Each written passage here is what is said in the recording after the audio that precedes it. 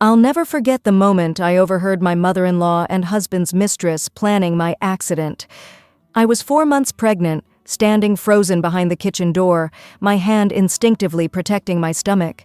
They wanted me gone, permanently, but they had no idea who I was about to become.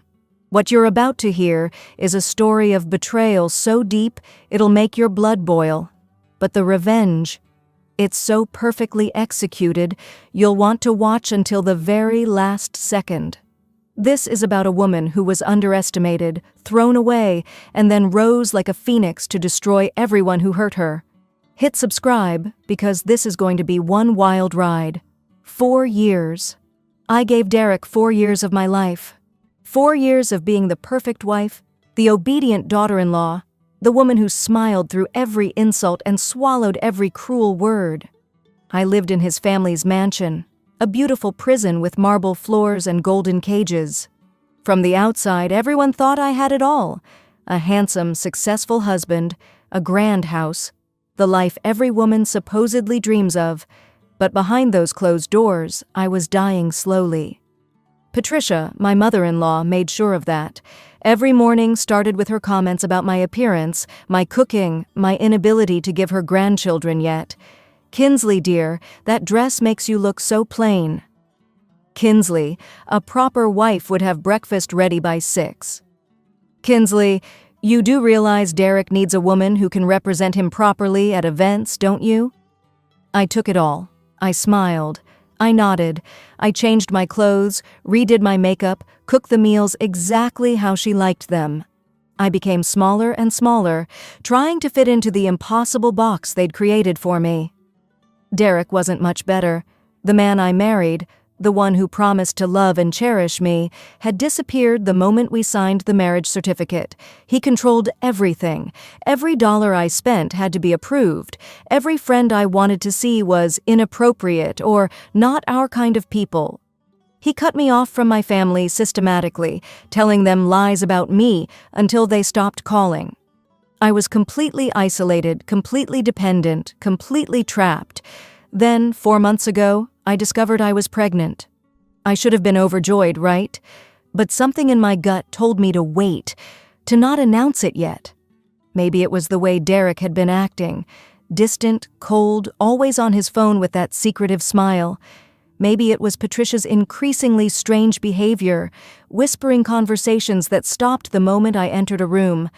When I went for my routine checkup, the doctor gave me news that would have sent most women running home to tell their husbands immediately. "Congratulations, Kinsley. You're having triplets." 3 babies, 3 tiny heartbeats on that monitor, 3 perfect little miracles growing inside me. But I didn't tell Derek. Something whispered in my mind, "Wait, just wait." That instinct saved my life. 2 weeks after I found out about the triplets, I decided to follow Patricia. I know it sounds paranoid, but you have to understand. I could feel something dark brewing. She'd been leaving the house every Tuesday afternoon, dressed up, makeup perfect, refusing to say where she was going. So that Tuesday, I followed her to a small cafe downtown. What I saw made my blood run cold. Patricia sat across from a young woman, beautiful, probably mid-20s, with long brown hair and an expensive leather jacket. They were laughing, heads close together, looking at what appeared to be jewelry catalogs and wedding magazines. Wedding magazines. I ducked behind a pillar, my heart pounding so hard I thought they might hear it. I pulled out my phone and started recording. And what I heard in the next 10 minutes changed everything.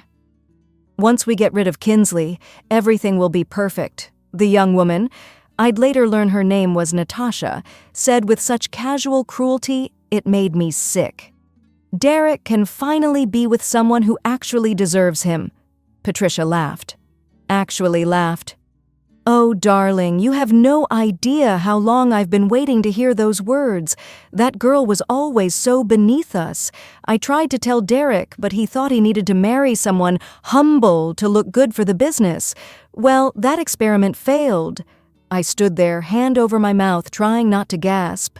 They continued talking about their plans, how Derek would divorce me, how Natasha would move into the mansion, how they'd have a beautiful wedding by summer.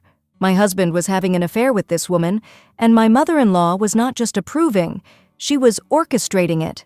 But I didn't know the worst part yet. That came 3 nights later. I couldn't sleep. The pregnancy was making me nauseous, and my mind wouldn't stop spinning with what I'd discovered. Around 2 in the morning, I went downstairs to get some water.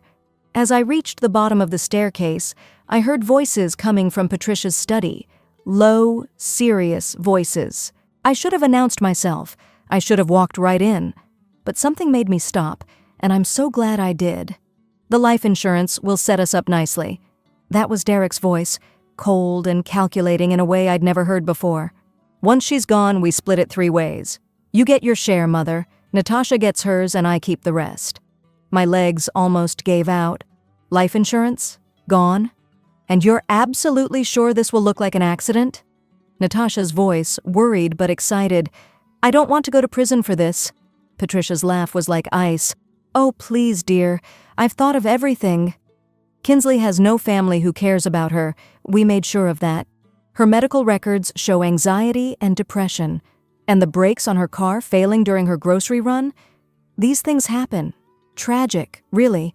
A young woman, all alone, losing control on that dangerous hill road. I clasped my hand over my mouth to keep from screaming. They were planning to kill me, actually murder me, and make it look like an accident. Derek spoke again, and I heard absolutely no emotion in his voice. We do it next week, Tuesday.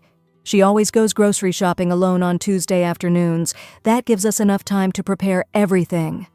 I ran back upstairs as quietly as I could, locked myself in the guest bathroom, and threw up. Not from morning sickness, from pure terror. These people, this family I'd tried so hard to please, were planning my murder, and I was carrying 3 babies. 3 innocent lives that would die with me if I didn't do something. I sat on that bathroom floor for an hour, shaking, trying to figure out what to do. Call the police? With what proof? Secret recordings might not be admissible, and Derek's family had connections everywhere. Run away? With no money, no job, no support system? Where would I go? Then my phone rang. Unknown number. At 3 in the morning. I almost didn't answer, but something made me pick up. Is this Kinsley Anderson? A professional male voice, kind but formal. Yes, I whispered, still shaking. My name is Mr. Harrison. I'm an estate attorney, and I've been trying to reach you for 6 months. It's regarding your grandfather's will. My grandfather.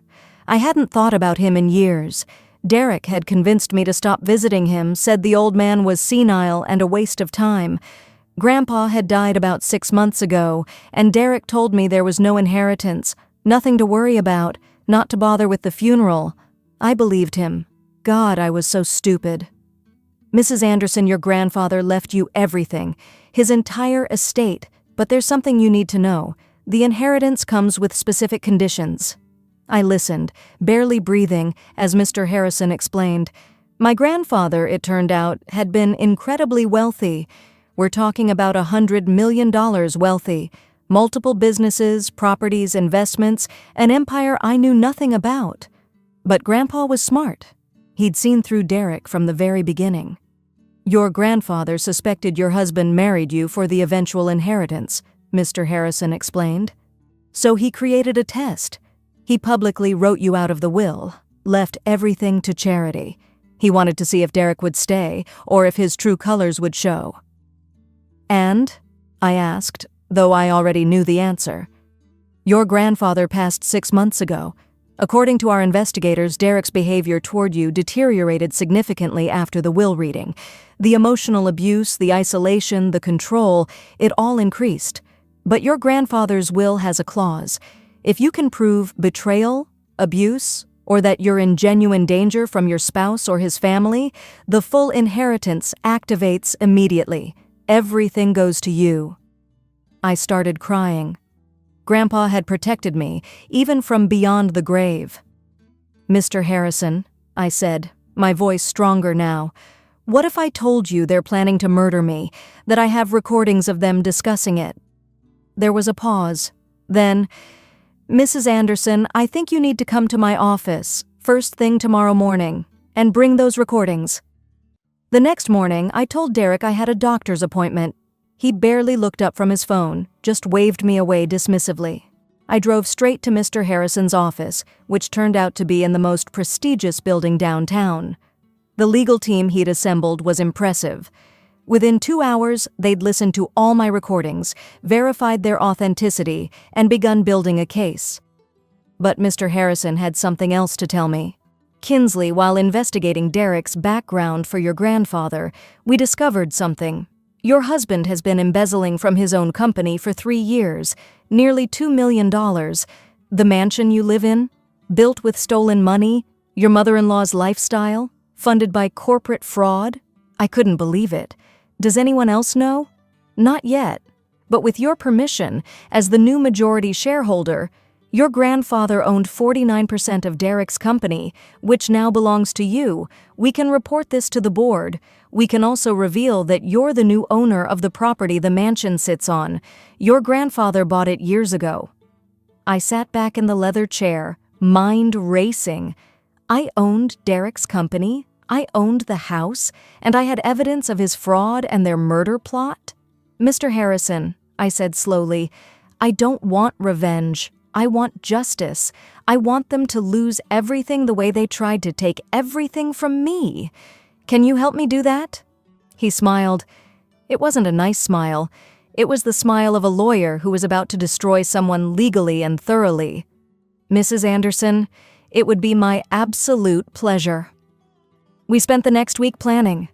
I went home every day and played the perfect victim, quiet, obedient Kinsley. I even let Patricia criticize my appearance and Derek ignore me at dinner. All while knowing that with one phone call, I could destroy their entire world.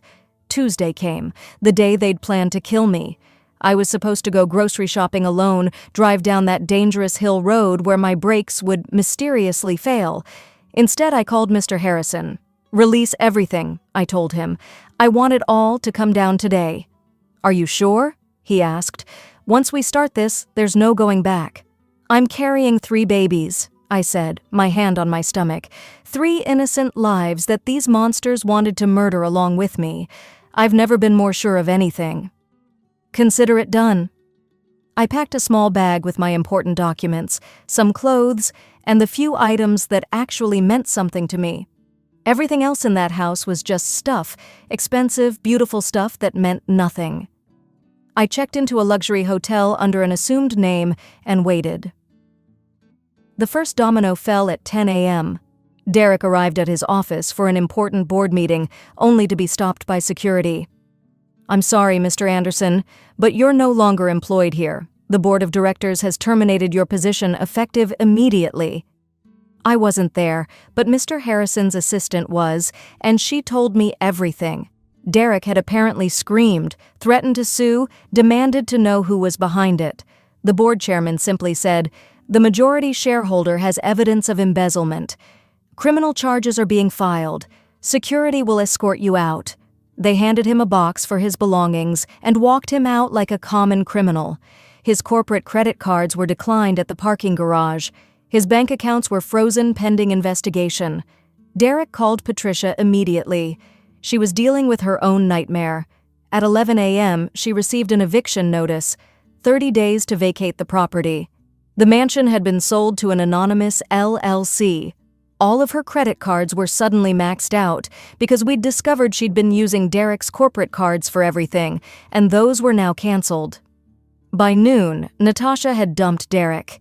She'd been planning to leave him anyway once she got her share of my life insurance money, but when she realized there would be no money, no mansion, no wealthy husband, she sent him a text that just said, "Lose my number, loser."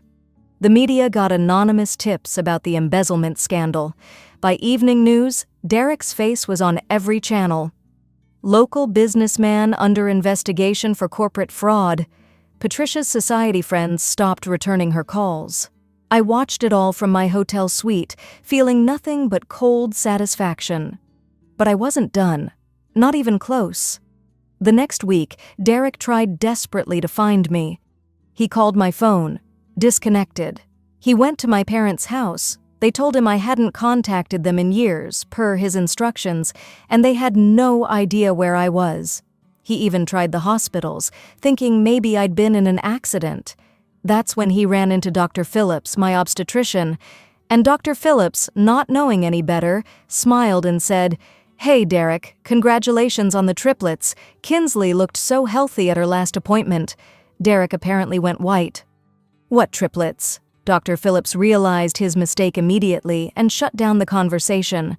But the damage was done. Derek now knew I was pregnant, with 3 babies, and I'd disappeared. He tried to find me. He tried everything. But every hospital had my instructions, restraining order on file. Derek Anderson is not to know my location or have any access to my medical information. 6 months passed, 6 months of peace, of healing, of preparing for my babies. I gave birth to 3 beautiful, healthy children, 2 boys and a girl. I named them after my favorite poets, Eliot, Brennan, and Harper. They were perfect, absolutely perfect. I'd spent those 6 months building a new life.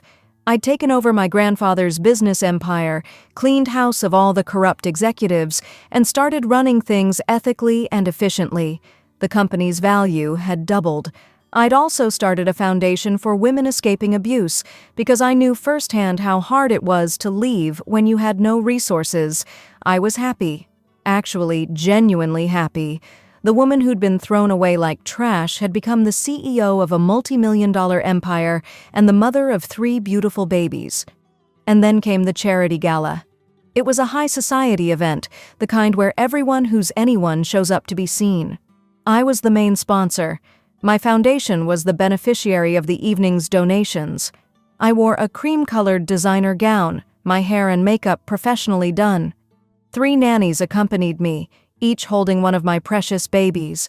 When the host announced, "Please welcome our event sponsor, CEO of Harrison Industries, Kinsley Anderson," I walked into that ballroom with my head held high. The room went absolutely silent. People stared, whispered, and then I saw them, Derek and Patricia, standing near the back.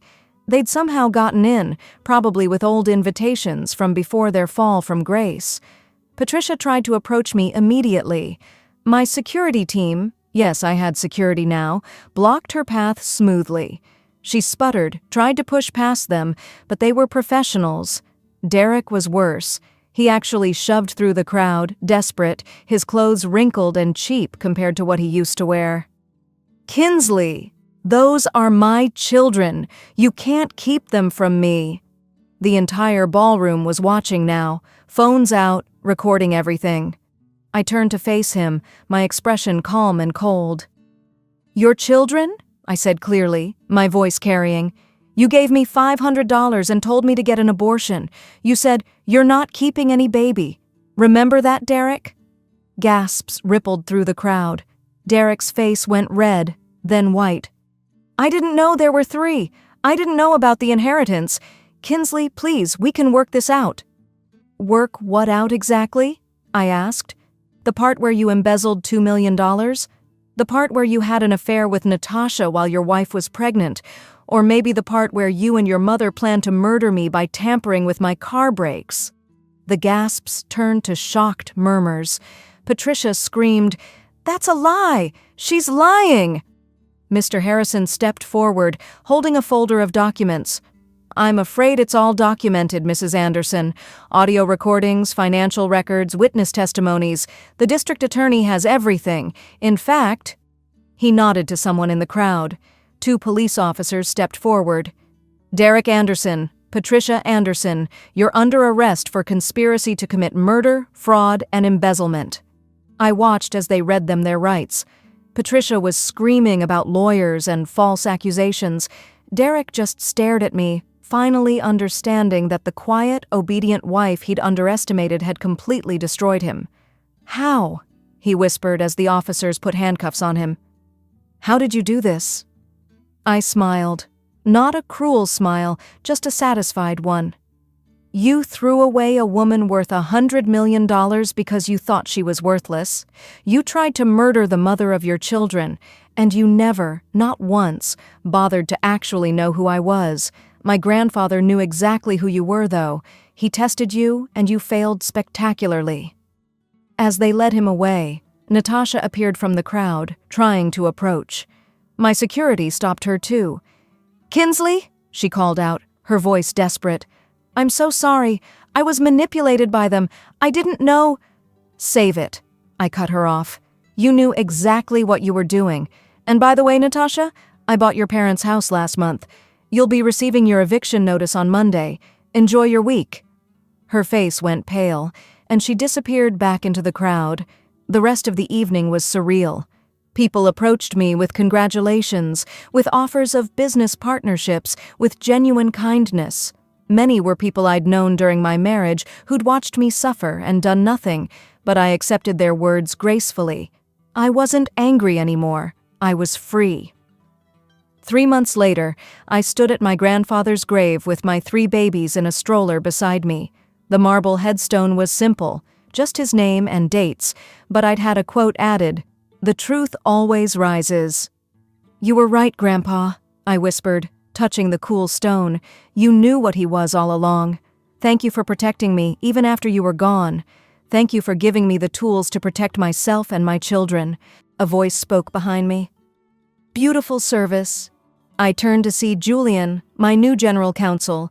He'd been helping me run the company for the past few months. He was kind, intelligent, and treated me with genuine respect. We'd had coffee a few times, talked about business and life, but nothing more. I wasn't ready for romance, might never be ready again. But I liked having him around, as a friend, as a colleague, as someone who saw me as a full human being, not a possession or an obstacle. "Thank you for coming," I said. "Of course. How are the triplets?" I looked down at my babies, all 3 sleeping peacefully. "They're perfect. Happy. Safe. That's all that matters." "And you? Are you happy?"